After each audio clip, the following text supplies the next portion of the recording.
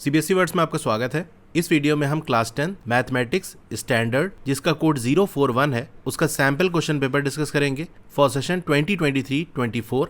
Time आपको 3 hours का दिया गया है। ये पेपर आपका 80 मार्क्स का है। जनरल इंस्ट्रक्शंस की बात कर लें तो इस क्वेश्चन पेपर में 5 सेक्शंस है, A, B, C, D and E। Section A में आपके 20 MCQs हैं, 1 मार्क्स ईच। सेक्शन बी में 5 क्वेश्चंस हैं, 2 मार्क्स ईच। C में 6 क्वेश्चंस, 3 मार्क्स ईच। D में 4 क्वेश्चंस, 5 मार्क्स ईच।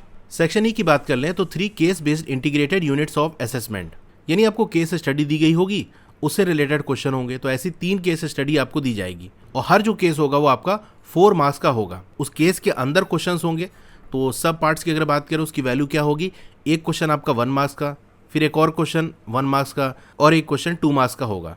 इस तरह से करके एक जो केस है वो आपका 4 मार्क्स का हो गया, 1 + 1 + 2, और 3 इस तरह से केस होंगे। तो 4 3 12 हो गया टोटल। सारे ही क्वेश्चन कंपलसरी हैं। इंटरनल चॉइसेस दी गई है 5 मार्क्स के 2 क्वेश्चंस में और 3 मार्क्स के 2 क्वेश्चंस और 2 मार्क्स के 2 क्वेश्चंस।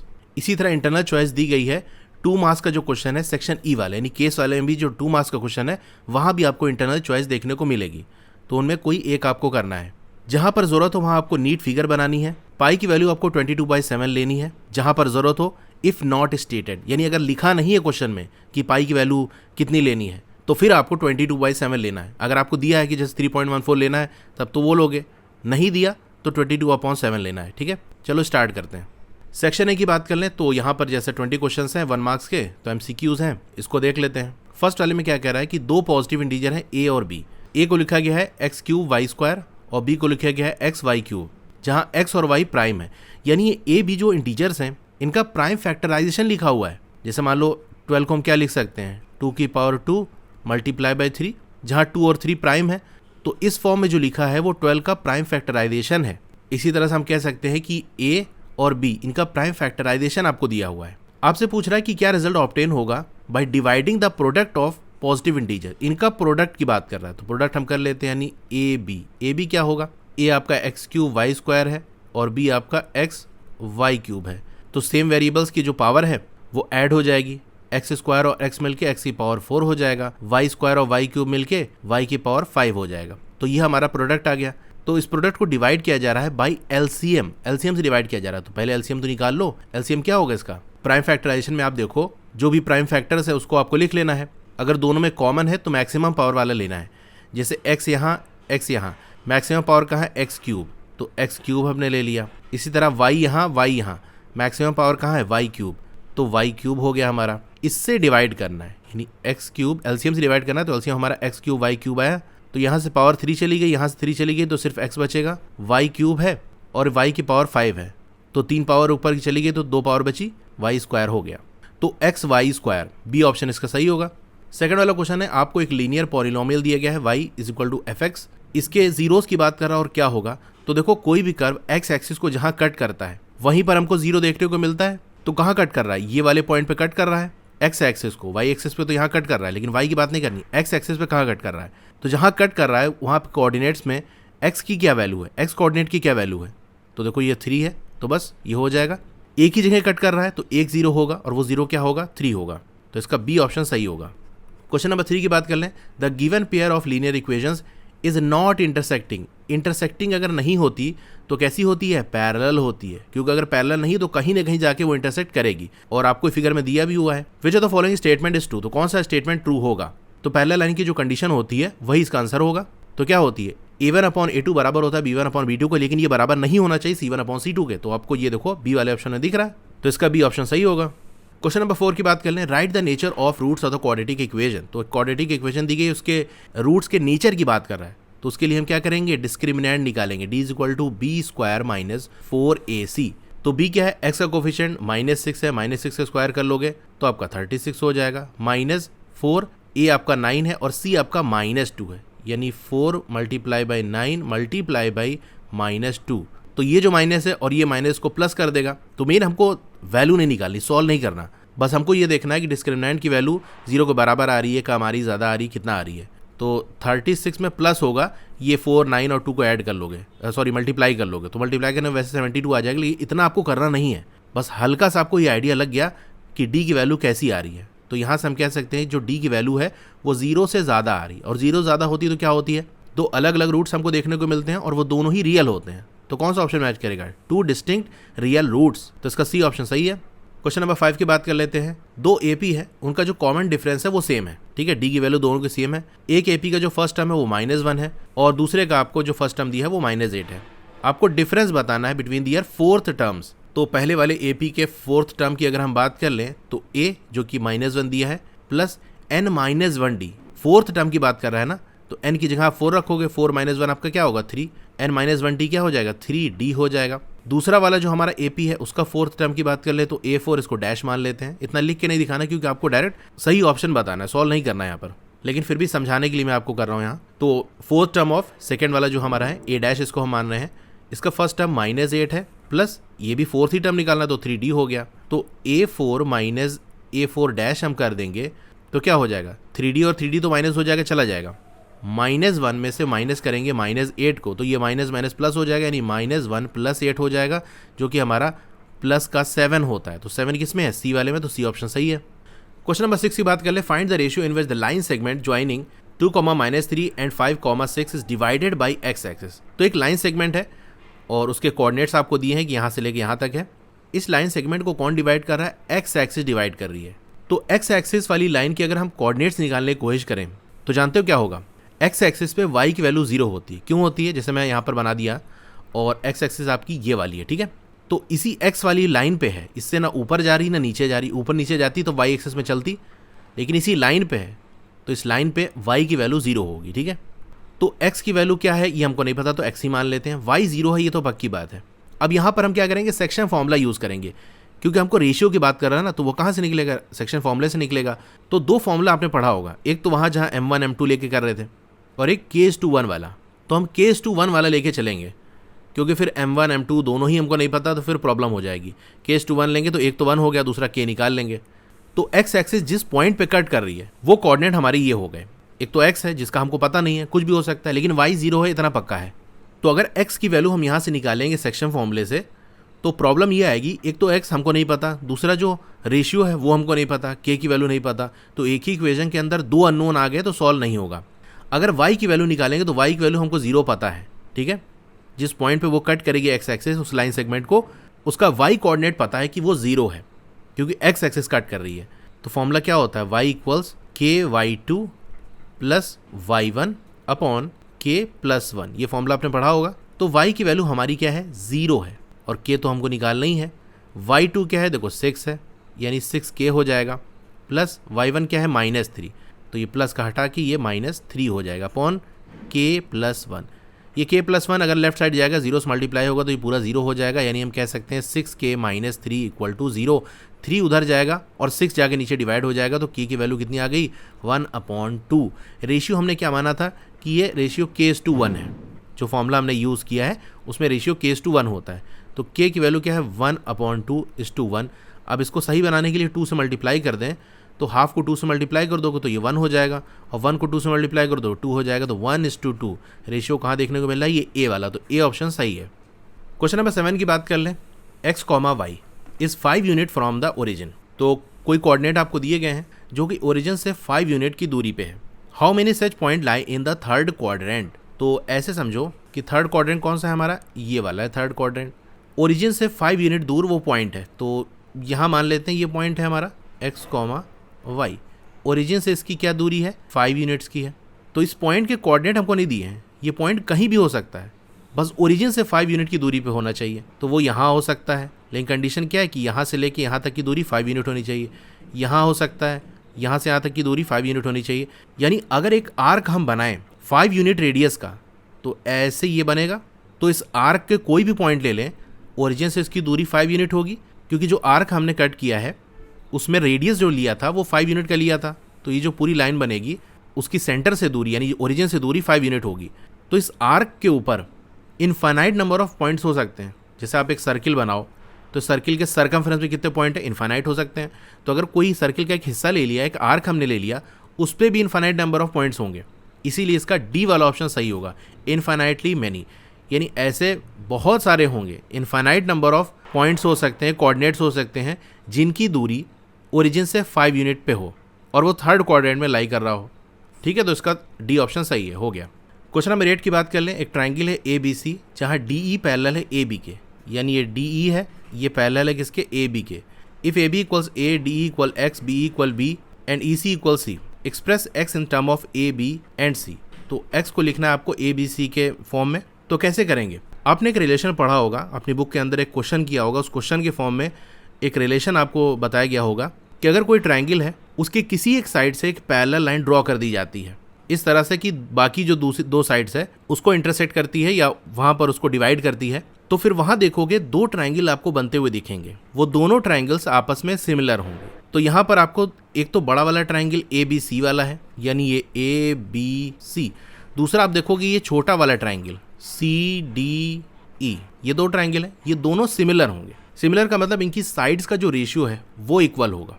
तो जैसे हम ए बी और डी ई के रेशियो की बात कर लें, यानी चलो छोटे वाले का पहले लिख देते हैं डी ई, क्योंकि एक्स के फॉर्म में रिप्रेजेंट करना है ना, और डी ई हमारा एक्स है तो ये ऊपर रहेगा तो सही रहेगा, D E upon A B. ये जो रेशियो है वो बराबर होगा, दूसरी साइड ले लो, कोई सी ले लो, जैसे ए सी ले लिया और डी सी ले लिया, लेकिन छोटे वाले ट्राइंगल का हमने ऊपर लिया है तो ऊपर ही लेंगे छोटे वाले का यहाँ पर भी, यानी सी डी अपॉन ए सी। ये बराबर होगा जो तीसरी साइड है, यानी ई सी और बी सी, ई सी अपॉन बी सी। अब क्या क्या वैल्यू दी है वो देख लो, आपको डी ई की वैल्यू दी है एक्स, ए बी की वैल्यू आपको ए दी है, सी डी नहीं दिया, ए सी नहीं दिया, ई सी दिया हुआ है, यानी बीच वाले रिलेशन की हमको कोई ज़रूरत नहीं है। बाकी दोनों जो हमारे रेशियोज़ हैं उन्हीं से हमारा काम हो जाएगा। डी ई की वैल्यू हमको एक्स दी है, ए बी की वैल्यू हमारी ए है, ई सी की वैल्यू सी है, बी सी क्या होगा, बी सी है क्या, देखो बी सी सम होगा बी ई और ई सी का। तो बी ई हमको बी दिया है, ई सी हमको सी दिया है, यानी इनको ऐड कर लेंगे तो पूरा बी सी हमको मिल जाएगा। तो बी सी की जगह हम क्या लिख सकते हैं, बी प्लस सी। अब एक्स की वैल्यू आपकी निकल गई, ए जाकर उधर मल्टीप्लाई हो जाएगा, ए सी अपॉन बी प्लस सी। तो इसका बी ऑप्शन सही होगा। क्वेश्चन नंबर 9 की बात कर लें। If O is the centre of the circle and chord P Q makes an angle 50 degree with the tangent P R. तो जो कॉर्ड हमारा पी क्यू है वो पी आर से कितना एंगल बना रहा है, यानी इस वाले एंगल की बात कर रहा है। ये कितना है आपका 50 degree at the point of contact P, ठीक है। Find the angle made by the chord at the centre. तो हमारा ये जो कॉर्ड है वो सेंटर पे कितना एंगल बना रहा है, तो उस कॉर्ड के दोनों एंड को सेंटर से मिला दो। जैसे ये हमारा OP और PQ है, इनके बीच में जो एंगल बनेगा उसी की बात कर रहा है, तो ये वाला एंगल हमको निकालना है। अच्छा, सर्किल वाले चैप्टर में आपने एक थ्योरम पढ़ा होगा कि अगर मान लो कोई ऐसा सर्किल है, उसके किसी पॉइंट से एक टेंजेंट ड्रॉ किया जाता है, ये इसका सेंटर है, तो उसी पॉइंट से अगर रेडियस ड्रॉ कर दें तो इनके बीच में 90 डिग्री का एंगल बनेगा। तो यही चीज़ तो यहाँ भी हो रही है, PR और OP। PR टेंजेंट है, OP आपका रेडियस है, एक ही पॉइंट पे आके मिल रहे हैं, तो इनके बीच का जो एंगल होगा वो 90 डिग्री का होगा। यानी ये जो टोटल आपका एंगल है वो 90 डिग्री का होगा। तो क्या ये वाला एंगल नहीं निकल जाएगा, टोटल आपको 90 है, उसमें से आपका 50 माइनस कर दोगे तो ये अंदर वाला एंगल आपका आ जाएगा जो कि आपका 40 डिग्री होगा। अच्छा, OP क्या है आपका, इस सर्किल की रेडियस OQ, ये भी रेडियस है, दोनों की लेंथ बराबर है, यानी ये जो OPQ ट्राइंगल बनना है इसकी जो साइड OP है और OQ ये आपस में बराबर है, तो ये आइसोसेलेस ट्राइंगल बन गया। इसलिए ये वाला जो एंगल है अगर वो 40 डिग्री है तो एंगल भी बराबर होगा, यानी ये भी 40 डिग्री होगा। ट्राइंगल्स के इंटीरियर एंगल का सम आपका 180 डिग्री होता है। दो एंगल्स आपको दिया है, एक 40 और दूसरा 40, यानी 80 डिग्री। तो तीसरा क्या आपका होगा, 100 डिग्री होगा। 100 प्लस 40 आपको 180 होता है, तो इसका बी वाला ऑप्शन सही होगा। हमको ये O पे बनने वाला एंगल निकालना था जो कि 100 डिग्री होगा। क्वेश्चन नंबर 10 की बात कर लें। एक क्वाड्रिलेटरल है, क्वाड्रिलेटरल यानी 4 साइड की फिगर है, PQRS is drawn to circumscribe a circle, यानी इस तरह से ड्रॉ किया जा रहा है कि उसके अंदर आपका एक सर्किल फिट है और सर्किल जो है उसकी चारों साइड को टच कर रहा है। तो इस तरह से कुछ आपको देखने को मिलेगा। ये आपका P हो गया, ये Q हो गया, ये R हो गया, ये S हो गया, ठीक है। आपको 3 साइड की वैल्यू दी है, एक साइड जो SP वाला है उसकी वैल्यू आपको निकालनी है। तो देखो एक रिलेशन आप याद रखना, ये रिलेशन आपको एक्सरसाइज जो आपने की होगी उसकी एक क्वेश्चन के अंदर दिया हुआ था, तो वो क्वेश्चन किया होगा तो आपकी प्रैक्टिस होगी, जानते ही होगे। नहीं तो ऐसे समझ लो कि अपोजिट साइड्स का जो सम है वो आपस में इक्वल होगा, यानी जो आपका PQ है और SR है इनको हम ऐड कर दें, PQ प्लस SR, तो ये बराबर होगा दूसरी जो अपोजिट साइड है यानी PS या SP कह सकते हो और QR के, तो ये बराबर होगा SP प्लस QR के। अब PQ आपको 12 दिया है तो 12 रख दो, SR या RS आपको 14 दिया है, SP तो आपको निकालना है और QR आपका 15 दिया है, तो 12 प्लस 14 आपका 26 होता है। 26 में 15 उधर जाके माइनस हो जाएगा, तो SP की वैल्यू आपकी 11 आ जाएगी। तो 11 आपको डी वाले ऑप्शन में दिख रहा है, तो डी ऑप्शन सही है इसका। क्वेश्चन नंबर 11 की बात कर लें। आपको दिया है sine theta equal A by B, cos theta आपको बताना है। तो साइन थीटा होता क्या है, ये आपका होता है परपेंडिकुलर अपॉन हाइपोटेन्यूज। तो अगर हम एक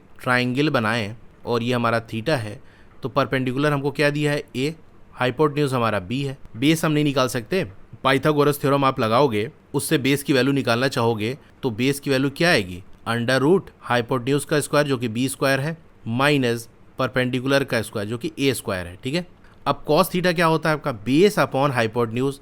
बेस की वैल्यू हमारी ये दी हुई है यानी हमने अभी निकाला, और हाइपोटेन्यूज हमारा क्या है b है, under root b square minus a square upon b। कहाँ पर देखने को मिल रहा है, ये c में, तो सी ऑप्शन इसका सही हो गया। क्वेश्चन नंबर 12 की बात कर लें, सेक a प्लस tan a, दूसरे ब्रैकेट में आपका 1 माइनस साइन a है। तो सिंपल सा तरीका ये होता है कि सबको साइन कॉस में बदल लो। सेक a क्या होता है 1 upon cos a plus tan क्या होता है sine a upon cos a। ठीक है, ये ब्रैकेट हो गया और 1 माइनस साइन a को ऐसे ही रहने दो। एलसीएम ले लोगे तो कॉस a ये हो गया, ये 1 प्लस साइन a हो गया। ठीक है, और बाहर 1 माइनस साइन a, तो a plus B a minus B वाली आइडेंटिटी लगी यानी 1 माइनस ये साइन स्क्वायर a हो जाएगा upon cos a। 1 minus sine square a क्या होता है cos square a upon cos a, तो कट जाएगा तो आपका सिर्फ कॉस a बचेगा, तो डी ऑप्शन इसका सही है। Question number 13, a pole 6 metre high cast a shadow 2√3 metre long on the ground then sun's elevation is. ये एक पोल है, इसकी हाइट दी है 6 मीटर, इसकी शैडो बन रही है, चलो मान लेते हैं इधर शैडो बन रही है। ठीक है, और ये कितनी है 2√3 मीटर। तो सन कहाँ होगा, अगर शैडो राइट साइड बननी है तो सन आपका लेफ्ट साइड होगा। पहले इस ट्राइंगल को पूरा कर लेते हैं, ये ऐसे हमने मिला दिया और इसी लाइन में आगे जाके आपका यहाँ मान लो सन है। तो एंगल ऑफ एलिवेशन बताना है, यानी ग्राउंड से अगर देखें तो ऊपर की तरफ कितना एंगल बनेगा, ये वाला एंगल आपको बताना है। तो ये आपका थीटा हो गया। अगर ये थीटा है तो आपको परपेंडिकुलर दिया है, बेस दिया हुआ है, एंगल आपको निकालना है यानी tan थीटा ये होता है परपेंडिकुलर अपॉन बेस। तो 2 1 2 2 3 6, 3 को हम क्या लिख सकते हैं √3 मल्टीप्लाई बाय √3, तो √3 और यहाँ ऊपर एक √3 होगा वो कैंसिल हो जाएगा और सिर्फ आपका √3 बचेगा। tan 60 डिग्री आपका √3 होता है, तो 60 कहाँ है, ये ए वाला ऑप्शन सही होगा।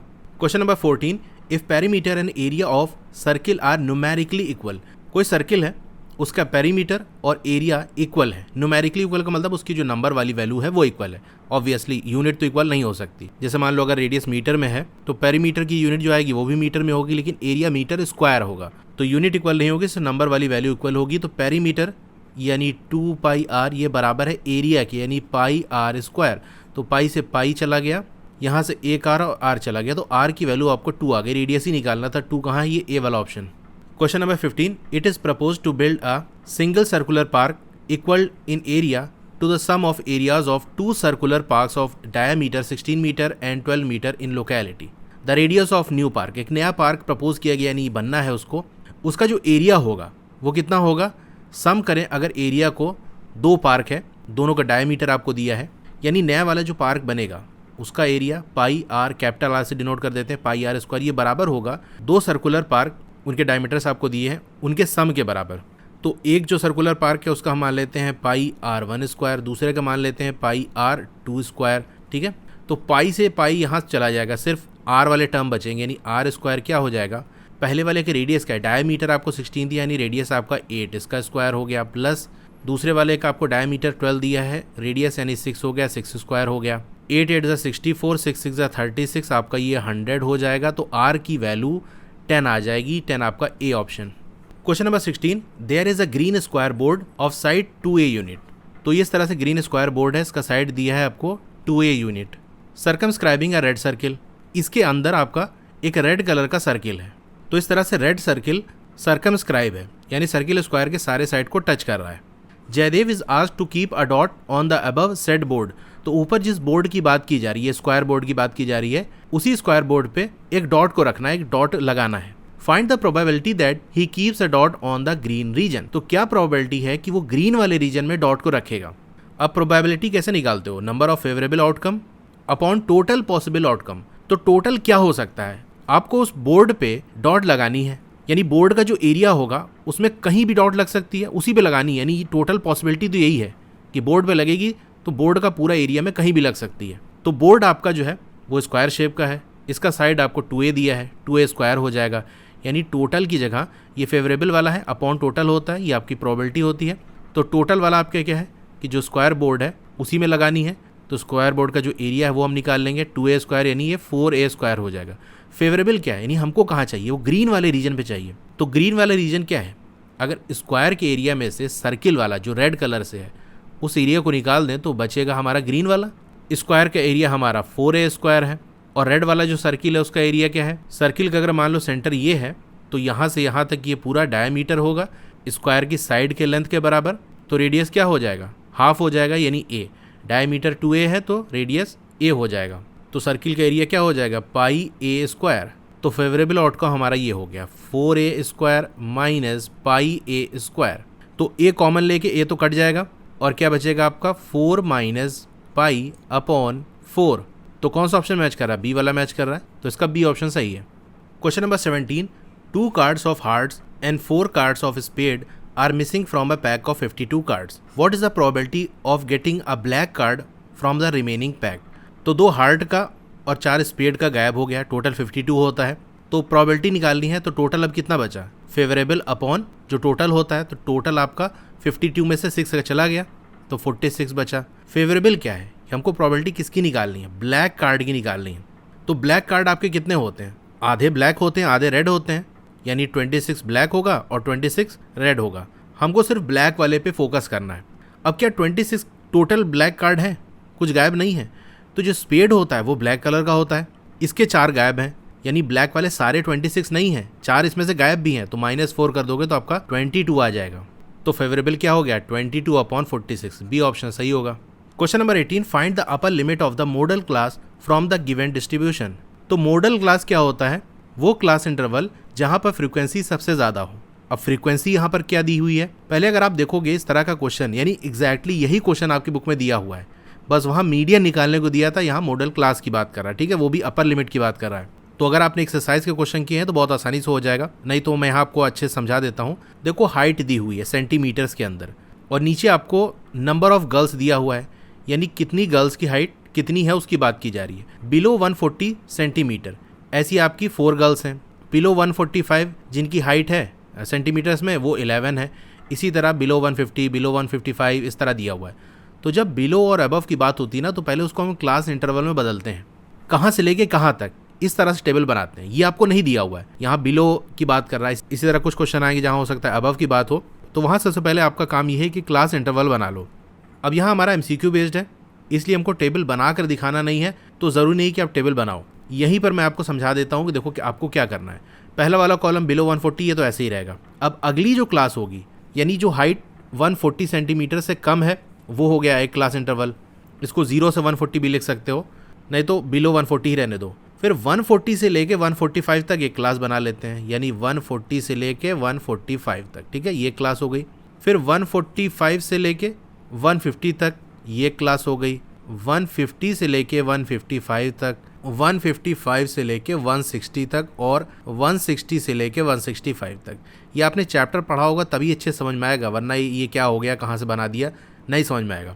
तो इस तरह से क्लास इंटरवल के फॉर्म में हमने लिख दिया। अब जो नीचे दिया गया है ना, वो आपकी फ्रीक्वेंसी नहीं है, क्यूमुलेटिव फ्रीक्वेंसी है, CF दिया हुआ है। कैसे, देखो बिलो 140 सेंटीमीटर हाइट ऐसी 4 गर्ल्स हैं, बिलो 145 सेंटीमीटर वाली जो गर्ल्स हैं वो 11 है। तो ये जो 11 है ना आपका, इसके अंदर वो गर्ल्स भी आ गई जो बिलो 140 हैं।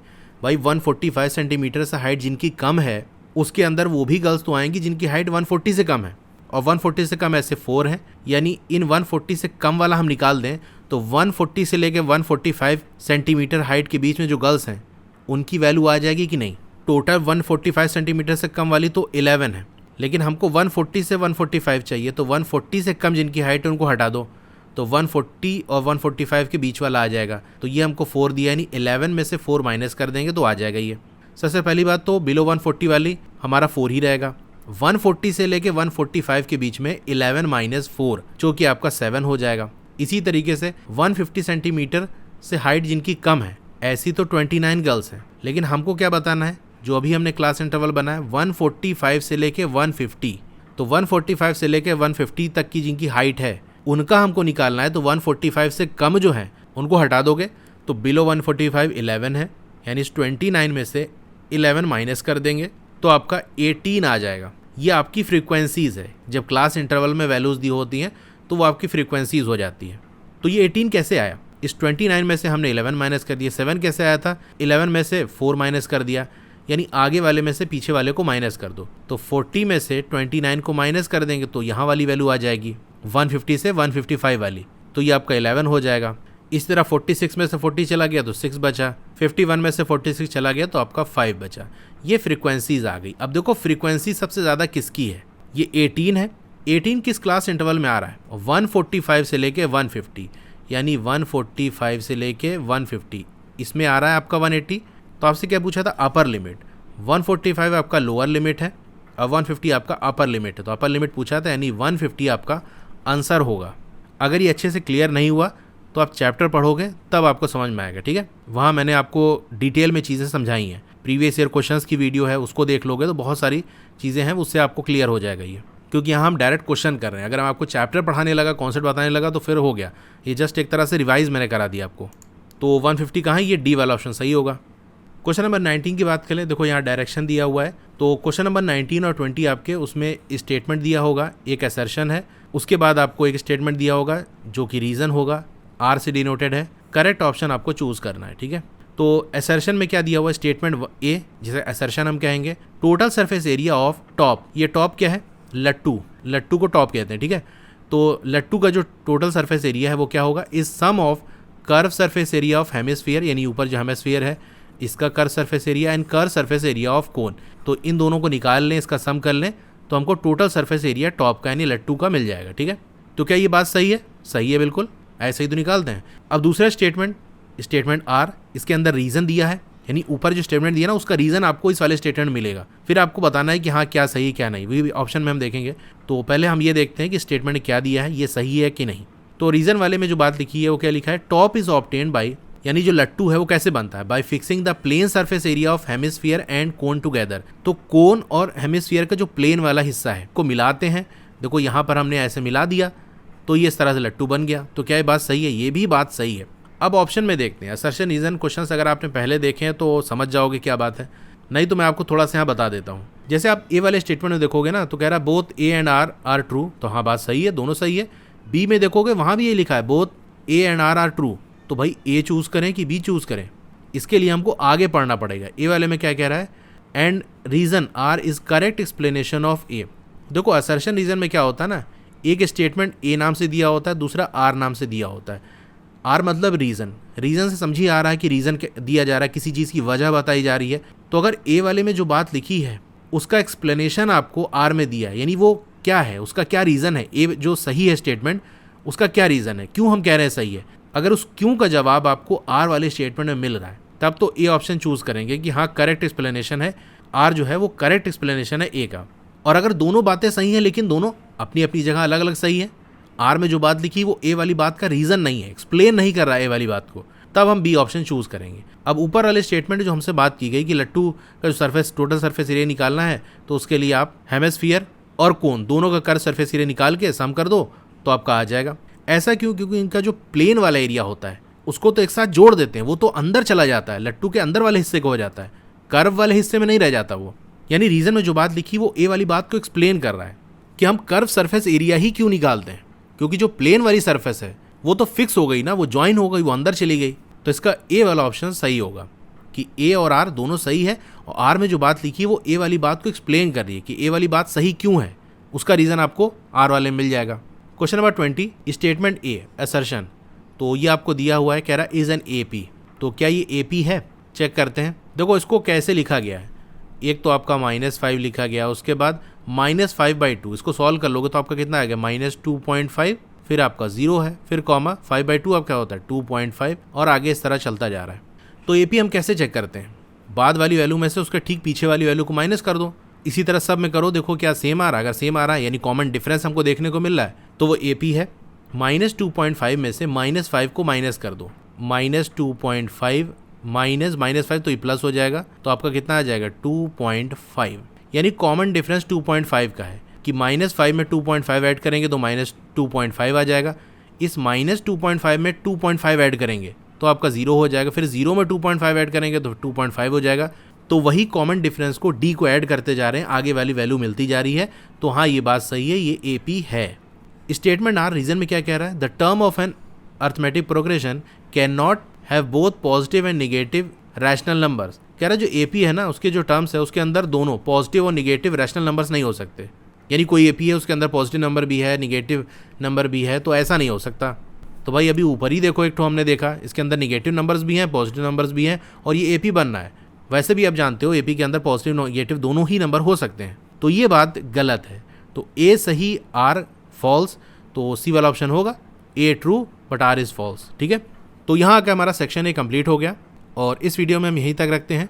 आपका रिस्पांस अच्छा रहा तो मैं आगे के सेक्शंस की वीडियो भी लाऊंगा। आपको स्टडी मटेरियल्स चाहिए तो मेरी वेबसाइट है www.estudywala.com, वहाँ विजिट करके देख सकते हो कि और वीडियोस अगर आपको देखनी है तो इस तरह से आपका मोबाइल होगा, वीडियो चल रही होगी, पहले आप वीडियो को लाइक कर लो, चैनल को सब्सक्राइब कर लो, नीचे आपको मोर लिखा होगा वहाँ क्लिक करना है, फिर यहाँ भी आपको मोर लिखा है यहाँ भी क्लिक करना है, स्क्रॉल डाउन करोगे तो ये आपका ये पूरा डिस्क्रिप्शन है, तो इसके अंदर आपको प्लेलिस्ट का लिंक मिल जाएगा। ठीक है, साइंस मैथ इस तरह से, तो जिस चैप्टर की वीडियो आपको देखनी है उस चैप्टर का नाम लिखा हो, उसके साथ एक लिंक होगा साइड में या नीचे, उस पर आपको क्लिक करना है, तो उस चैप्टर की प्लेलिस्ट ओपन हो जाएगी और सारी वीडियो वहाँ से उस चैप्टर की देख सकते हो। Okay, thank you.